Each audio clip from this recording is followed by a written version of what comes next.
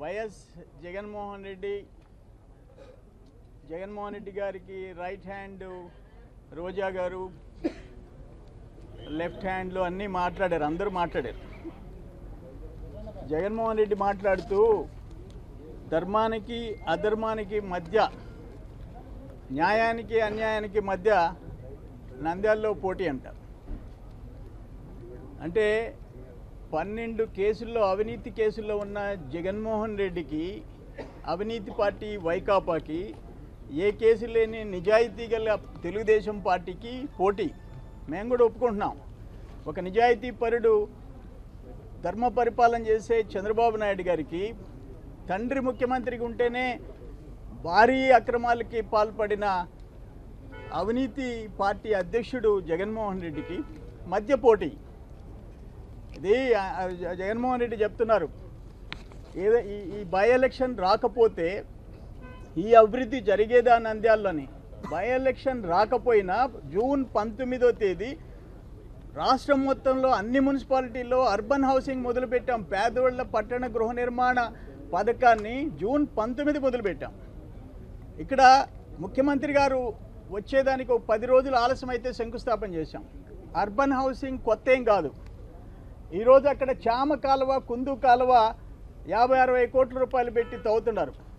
ఒక్క జమ్మల మడుగులో 150 కోట్లతో నీరు ప్రగతితో కాలువలు ఎన్ని మరమ్మతు చేస్తున్నాం. 1000 కోట్ల రూపాయలతో ఈ రాష్ట్రంలో దశాబ్దాలుగా ఆగిపోయిన కాలువలు, వంకలు, వాగులు, చెరువులు మొత్తం చేస్తున్నాం. ఆయన కనపడటం లేదా? అంటే నంద్యాలలో అభివృద్ధి చెయ్యొద్దు. భూమానాగిరెడ్డి ఒకటే చెప్పారు, నేను నా నియోజకవర్గ అభివృద్ధి కోసం నేను చేరుతున్నానని చెప్పేసి ఆ రోజు ముఖ్యమంత్రి గారిని అడిగారు. ఆయన ఏమైతే అడిగాడో, ఆయన ఆశయాలు, ఆయన ఆత్మశాంతి కోసం పనిచేస్తున్నాం. మీరు మీ వైకాపా వాళ్ళు నిద్రలేసి నంద్యాల ఎందుకు అభివృద్ధి చేస్తారు, నంద్యాల ఎందుకు అభివృద్ధి చేస్తారని చెప్పేసి నోటికి కట్టేసుకొని ఉన్నారు. అంటే ఈ రాష్ట్రంలో అభివృద్ధి జరిగితే మీరు చూసి ఓర్చుకోలేరు. మీ పత్రిక, మీ మీడియా చూస్తే రాష్ట్రం సర్వనాశనం అయిపోవాలా, రాష్ట్రం తగలబడిపోవాలా, రాష్ట్రంలో అభివృద్ధి జరగకూడదు, రాష్ట్రంలో సంక్షేమం జరగకూడదు, రాష్ట్రంలో వర్షాలు పడకూడదు. అప్పుడు వచ్చే ఆ కుర్చీలో చంద్రబాబు నాయుడు గారి ప్రభుత్వం అప్రతిష్ట పాలైతే ఆ కుర్చీలో కూర్చుంటామని వెయిట్ చేసే నాయకుడు జగన్మోహన్ రెడ్డి గారు. రాష్ట్రం నాశనం కావాలనుకునే కోరుకుండే నాయకులు మీరు. ఈ రాష్ట్రంలో వర్షం పడకపోతే మహారాష్ట్రలో పడలే, కర్ణాటకలో పడలే, ఆంధ్రప్రదేశ్లో పడలే. దానికి కూడా చంద్రబాబు నాయుడు గారిని రోజు ఏలెత్తి చూపించే మీ పత్రిక, మీ మీడియా.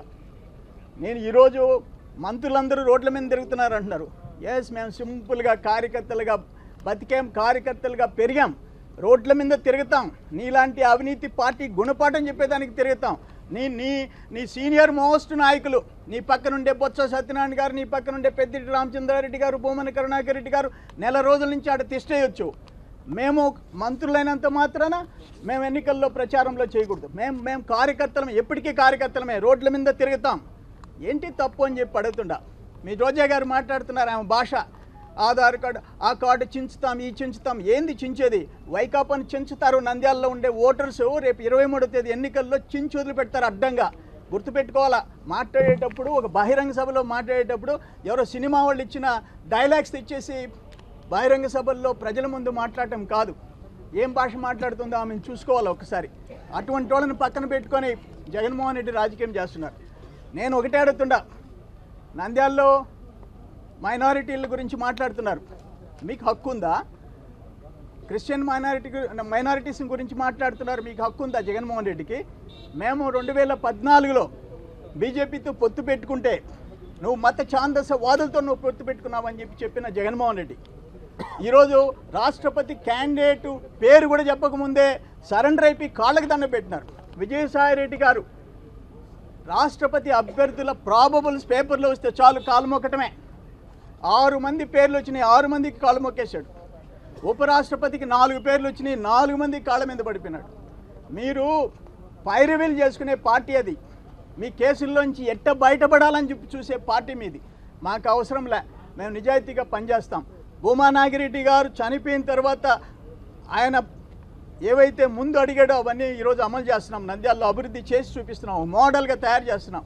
చనిపోయిన రోజు సంతాప సభలో కనీసం ఒక ప్రతిపక్ష నాయకుడు, ఒక శాసనసభ్యుడు చనిపోతే 2 మాటలు సానుభూతి మాటలు మాట్లాడేదానికి నువ్వు రాలే.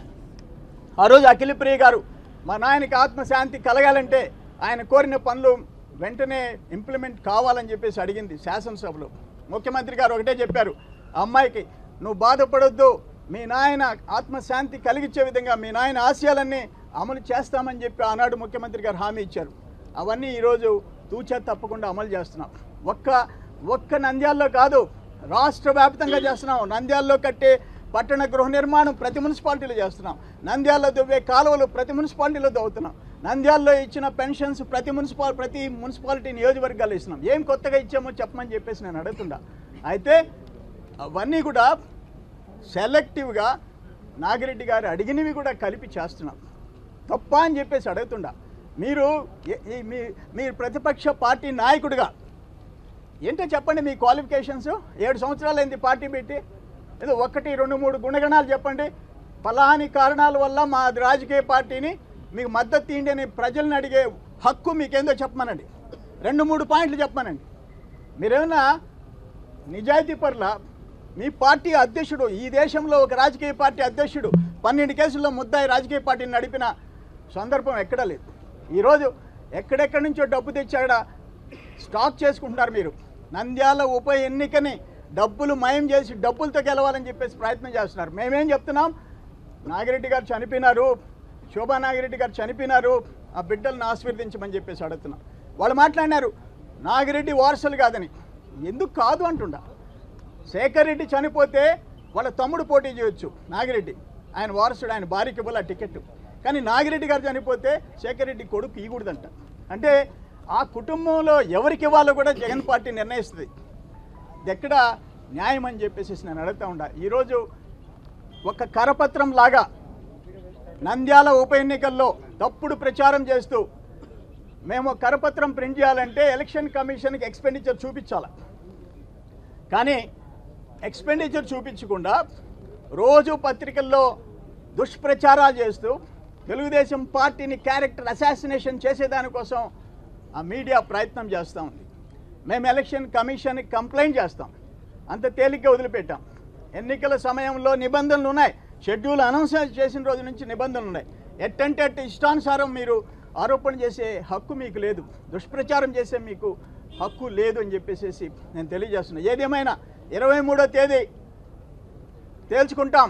23వ తేదీ నంద్యాల ఉప ఎన్నికల్లో ప్రజల తీర్పు విషయంలో ఏం జరుగుతుందో చూస్తాం. మీరు అన్నారు కదా తేల్చుకుంటామని, తేల్చుకుంటాం. ఏమవుద్దో చూస్తాం. ఏ పరిస్థితుల్లో భారీ మెజారిటీతో ఈరోజు భూమా బ్రహ్మానందరెడ్డి గారు గెలుపు ఖాయం. జగన్మోహన్ రెడ్డి కాదు కదా, వాళ్ళ పార్టీ అంతా వచ్చి రోడ్ల మీద కూర్చున్నా కూడా మీ తరం కాదు అని చెప్పేసి నేను తెలియజేస్తున్నాను.